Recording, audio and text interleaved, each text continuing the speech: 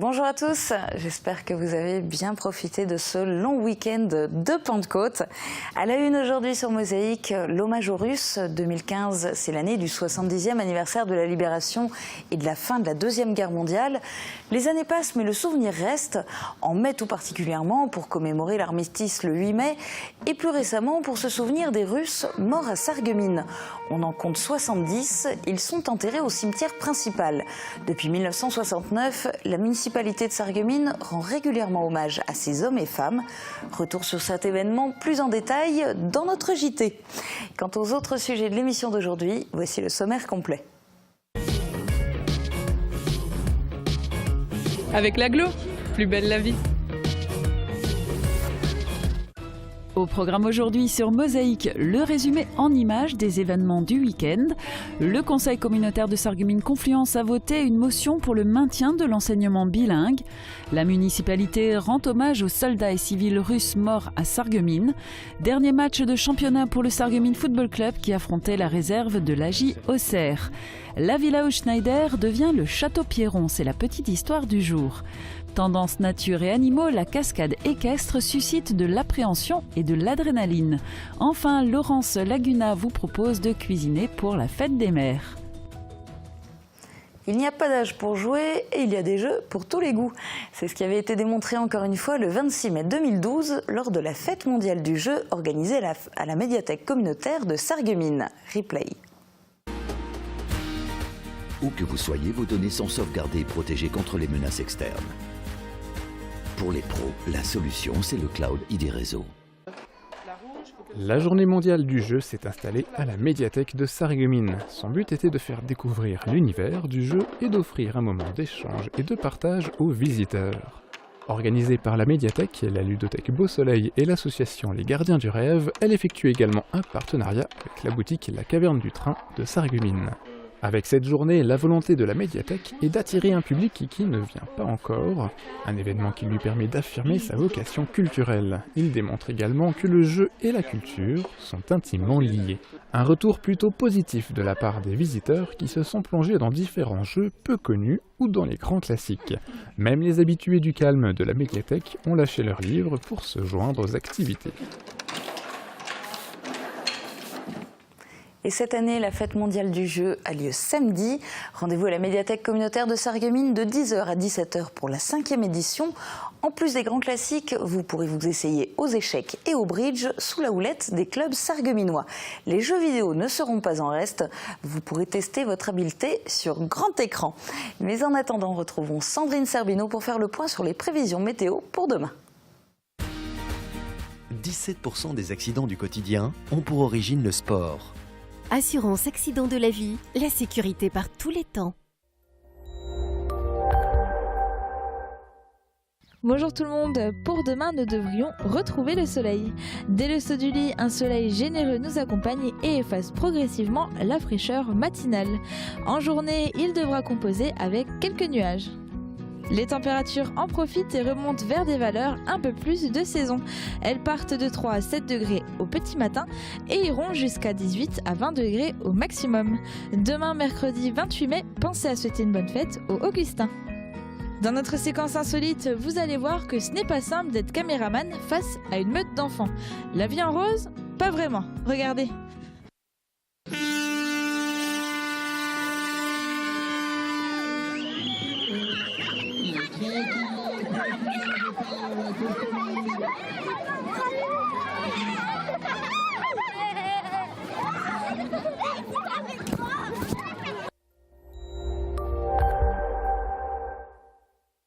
Je parraine un ami et tout le monde y gagne. Mon filleul, ma banque et moi.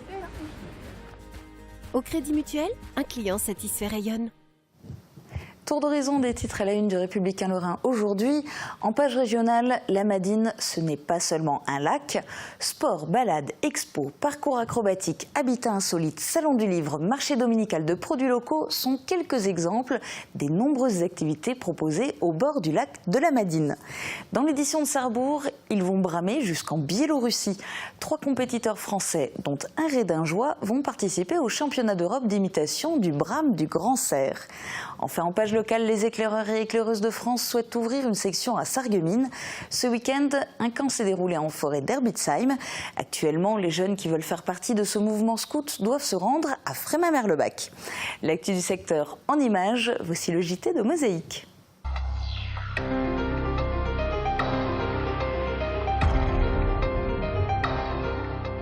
Hommage et recueillement pour commencer ce journal. Si le 8 mai commémore la fin de la Deuxième Guerre mondiale, il reconnaît aussi les pays et leurs soldats morts pour la liberté. À Sarreguemines, la municipalité a rendu un hommage particulier aux Russes morts dans la ville. Une cérémonie s'est déroulée au cimetière principal en présence d'une délégation russe et du consul général adjoint de Russie à Strasbourg. Ambiance. Une rangée de tombes sur laquelle des écoliers de l'institution sainte-chrétienne déposeront un œillet rouge. Ces sépultures ont été érigées à la demande de André Roche, installé maire de la ville après la libération. Ici reposent 70 Russes, civils et militaires, de tous âges. Ils ont péri au front ou sont morts de faim dans des camps de prisonniers tenus par les nazis. 70 ans après le conflit, la municipalité rend hommage à ces hommes et femmes auxquels l'occupant avait retiré toute dignité humaine, à ces combattants qui sont venus libérer la France. La France n'a pas fourni tous ses efforts, ce travail, ses richesses et ce sang à elle seule. Le sens de ce 8 mai est là.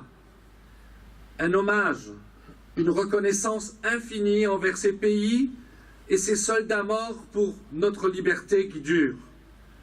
Alors merci, par-delà les mers et par-delà la mort. Nous devons être dignes de la mémoire et des exploits de nos pères et de nos grands-pères qui ont combattu à mort pour défendre leur patrie et pour écraser le nazisme. C'est à tous ces gens, à toute cette génération de l'époque de la guerre que nous rendons hommage ce jour du mai 2015. C'est le lien entre les générations qui nous fournira la force de résister aux nouvelles menaces et défis. Préservons-le au nom de la paix sur notre terre. Vive la victoire!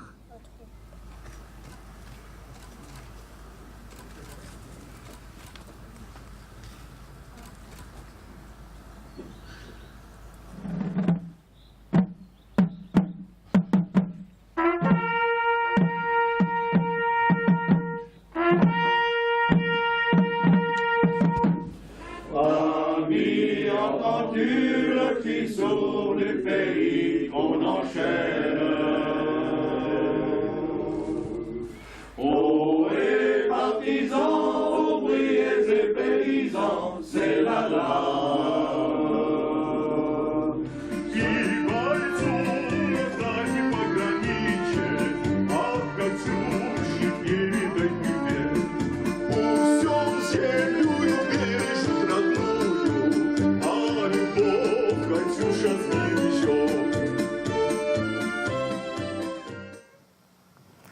De la musique, un club de football qui anime pour une journée son quartier, des boules de poil qui cherchent un nouveau toit, des histoires racontées par des petits et par des grands. Voici le résumé du week-end signé Thomas Drouin et Guillaume Dumonteil. L'histoire locale et ses passionnés avaient rendez-vous à Bliesschweyen à l'occasion de la présentation de l'ouvrage Jean de Westrich, les familles de Bliesgerswiller et Bliesschweyen avant 1940. Un livre qui conclut les recherches du cercle généalogique de Moselle-Est au cœur de l'état civil de la commune. L'association a pu, lors de sa présentation, montrer des photos et expliquer sa démarche à un auditoire attentif. Attentif, l'auditoire de la conférence sur la prévention des vols et cambriolages l'était lui aussi. Le public était clairsemé, preuve que tout le monde ne vit pas dans l'angoisse. Dans sa présentation, l'adjudant-chef de réserve Yvon Thierriot présentait les agissements des malfaiteurs et apportait quelques conseils. Ainsi, l'auditoire était appelé à se méfier des faux démarcheurs effectuant des repérages avant cambriolage ou encore des trop bonnes affaires sur Internet qui pourraient se révéler être des arnaques. Autre conférence, celle qui se tenait dans les locaux de l'antenne universitaire sarregueminoise. Le thème de celle-ci était la sclérose en plaques. Initiée par un groupe de 5 étudiantes de la filière GACO, elle a permis au docteur Livia Lanotte de parler de cette maladie au public venu pour l'occasion. Parmi les auditeurs, d'autres étudiants sarregueminois, mais aussi de nombreuses familles de personnes atteintes de cette maladie.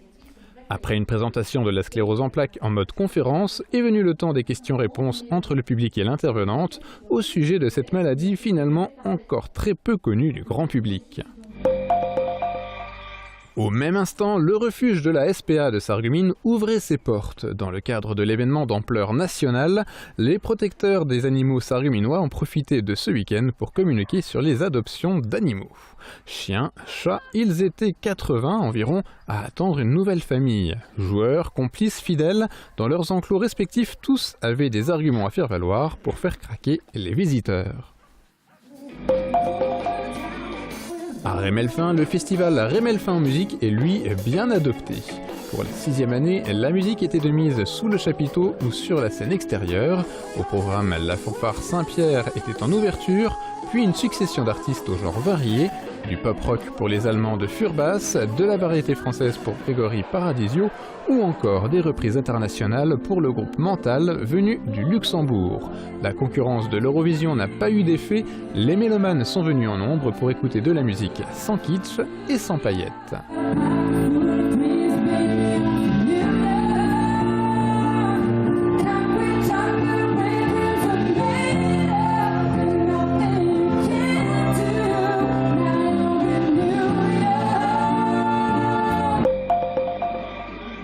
Beaucoup de monde aussi dimanche à Beau Soleil, aux alentours du stade à l'occasion de la kermesse du Racing Club de Sarreguemines.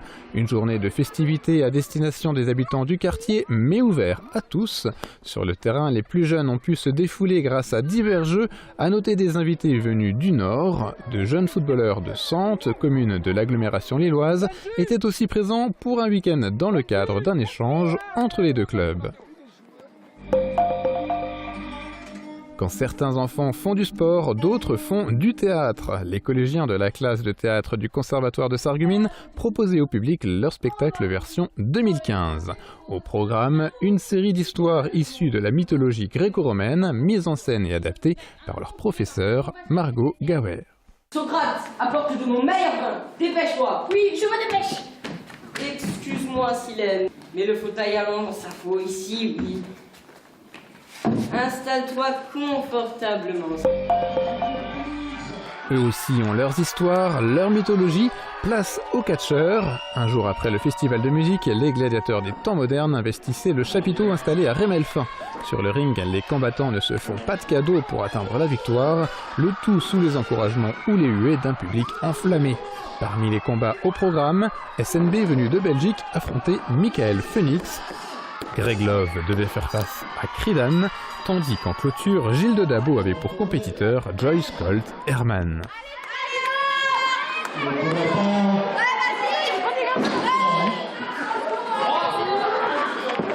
On a Alexandre Denis.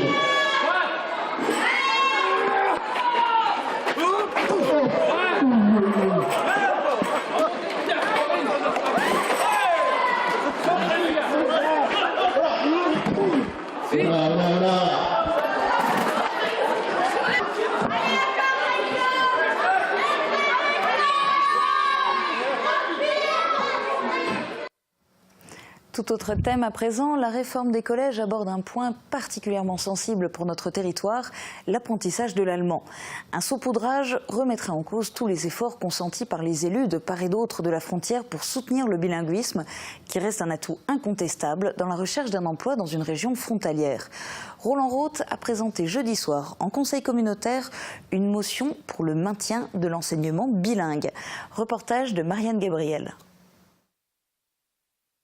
Il est assez rare que je me mêle de choses qui sortent de nos compétences, mais notre propre politique de soutien au bilinguisme fait que nous sommes directement concernés. C'est avec ces mots que Roland Roth aborde le sujet polémique du moment, l'enseignement bilingue, un des volets de la réforme des collèges.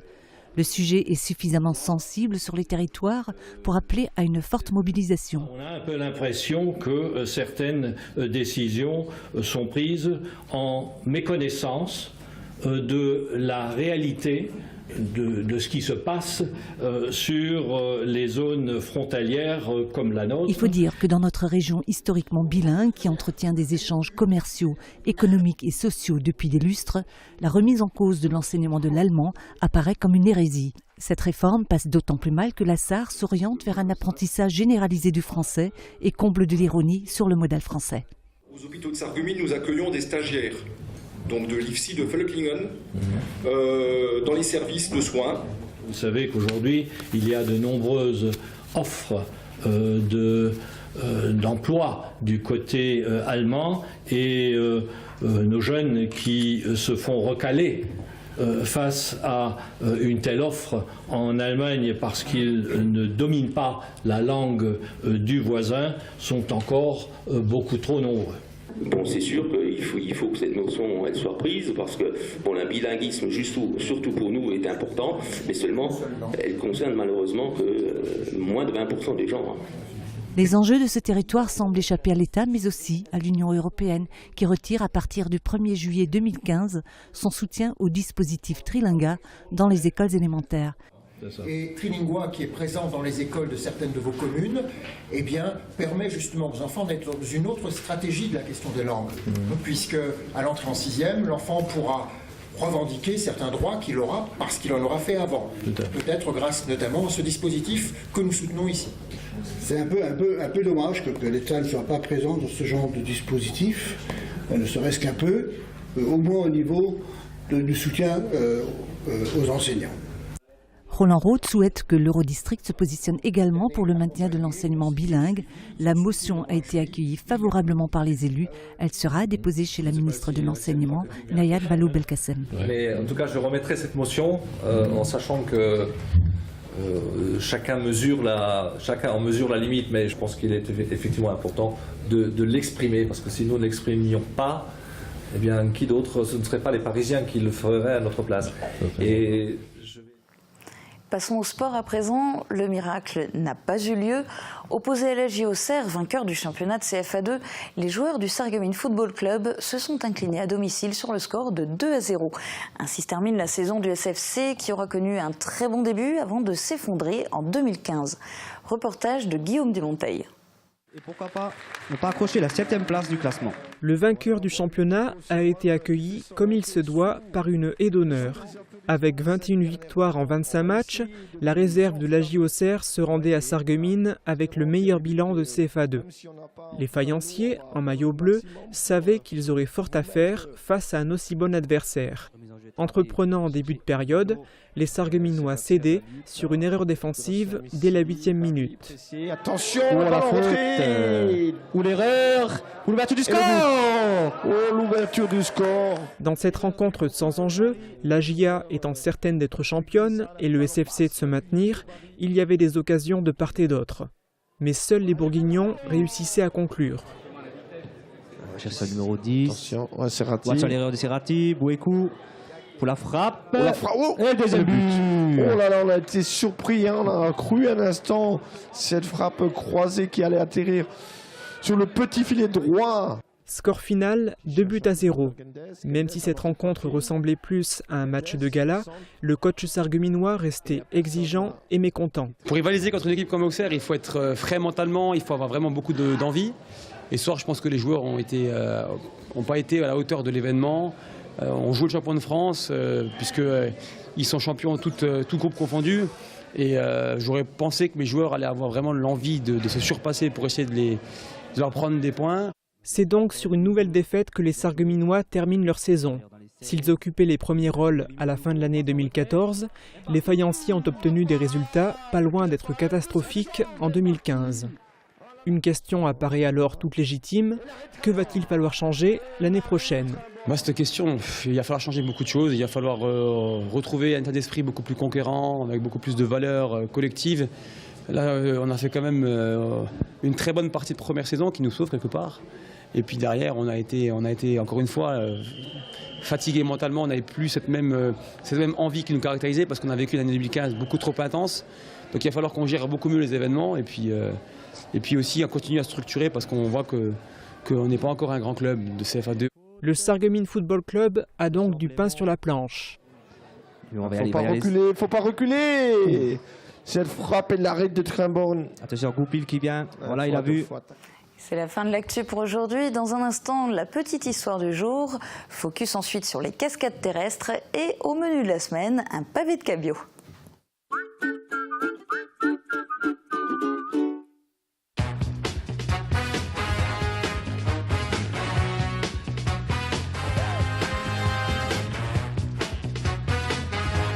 Vente, réparation, dépannage, lavage station-service.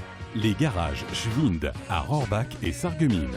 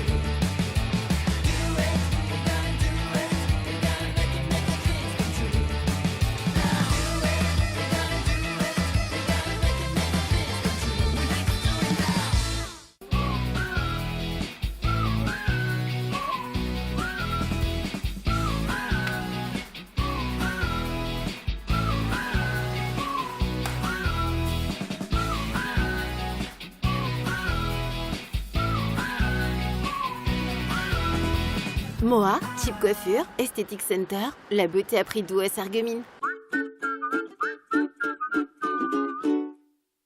180 professionnels pour votre maintien à domicile. AVS. Notre métier, vous accompagner.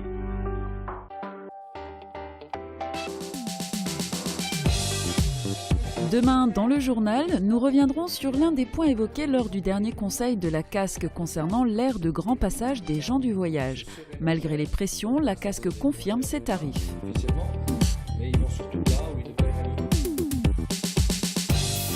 Enfin, la fête des mères approche et Laurence Laguna vous propose de réaliser un délicieux gâteau aux framboises.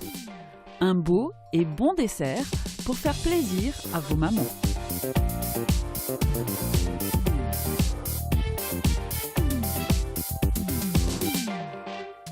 Quand le château devint usine, c'est l'improbable reconversion qu'a connue la villa Hutschneider.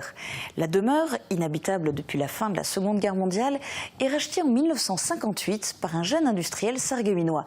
C'est le début de l'aventure du château Pierron. Les photos ont été collectées auprès de la famille Pierron par la Casque lors du centenaire du bâtiment en 2006.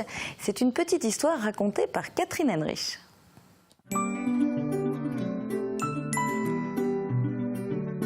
FBS, du bon temps par tous les temps.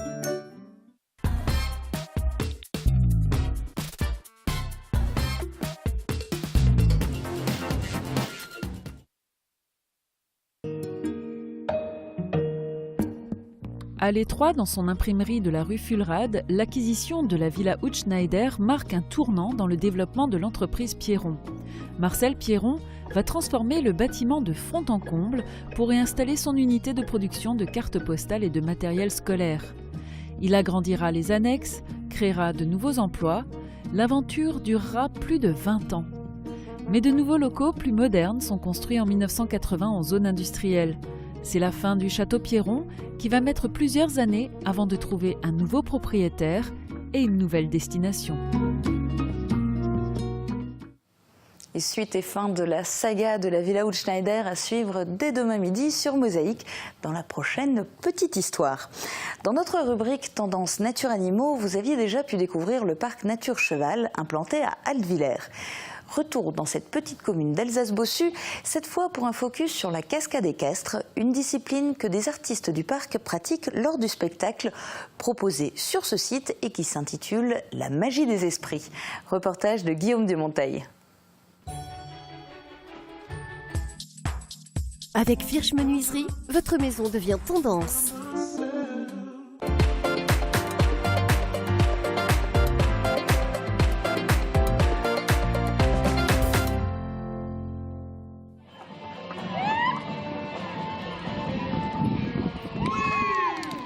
c'est un lien avec le cheval, avec l'animal qui est complètement particulier parce que c'est vrai qu'on demande des choses qui ne sont pas académiques mais qui restent toujours et qui vont toujours dans le sens du cheval.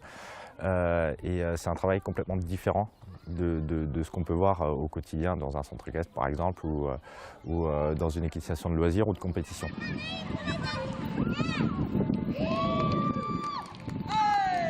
Ça va être en fonction de leur mental, en fonction de leur physique et tous les chevaux sont plus ou moins polyvalents. Certains dédiés à tout ce qui est travail de liberté, d'autres qui sont plus sur la voltige ou sur la cascade. En fait, nos chevaux, c'est comme des chevaux de compétition à un certain niveau, c'est des athlètes. Donc ils sont assouplis, ils sont travaillés, ils sont musclés tous les jours, tous, en longe ou montée. Et ce n'est pas une équitation de travail à proprement dit. Ce n'est pas une équitation western ni de domo vaquera, c'est une équitation de tradition française. Et après, on y met simplement des particularités sur le spectacle.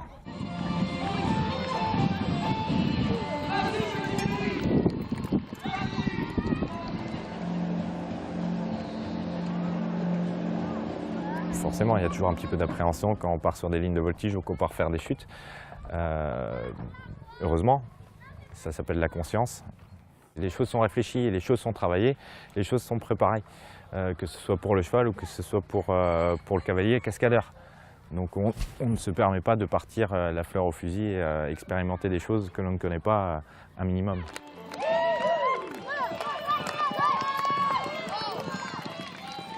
C'est comme faire des chutes physiques, des chutes de hauteur ou d'autres choses qui transmettent un petit peu de piment, un petit peu de piquant.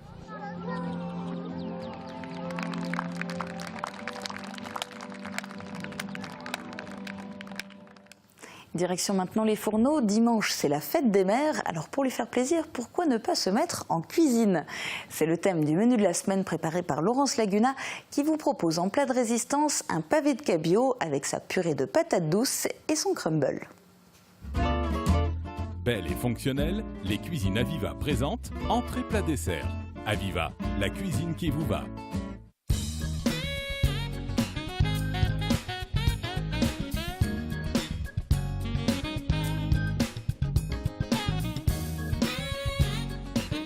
Bonjour à tous, Recette gourmande de Laurence vous présente donc aujourd'hui pour la fête des mères qui arrive à grands pas, son menu de fête des mères. Ce sera donc une purée de patates douces avec un dos de cabillaud et son crumble. Commencez par éplucher les patates douces. Une patate douce blanche est plus sucrée et farineuse que la patate douce orange.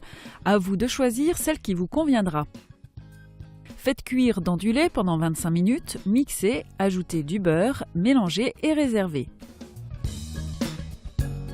Pour le crumble, mélangez avec les doigts tous les ingrédients jusqu'à obtenir une pâte sableuse que vous émietterez sur une plaque allant au four. Si le mélange n'est pas assez sec, vous pouvez ajouter un peu de farine. Enfournez 8 à 10 minutes à 200 degrés, le crumble doit être doré. Dans une poêle chaude avec un filet d'huile d'olive, colorez les pavés de cabillaud 5 à 7 minutes sur chaque face, salez et poivrez et faites suer l'oignon émincé en même temps. Déposez le cabillaud sur un lit de purée de patates douces et couvrez d'oignons et de crumble accompagné d'une petite roquette pleine de saveurs.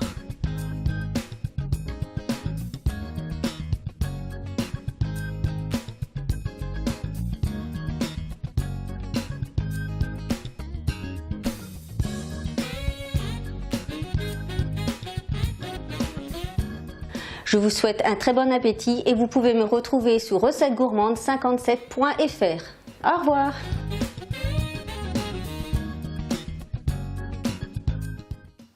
C'est la fin de cette émission. Demain, Jean Birkel recevra sur ce plateau Guy Angler, le bâtonnier du barreau de Sarreguemines. Rendez-vous donc dès midi sur Mosaïque. Très bonne journée à tous, à bientôt.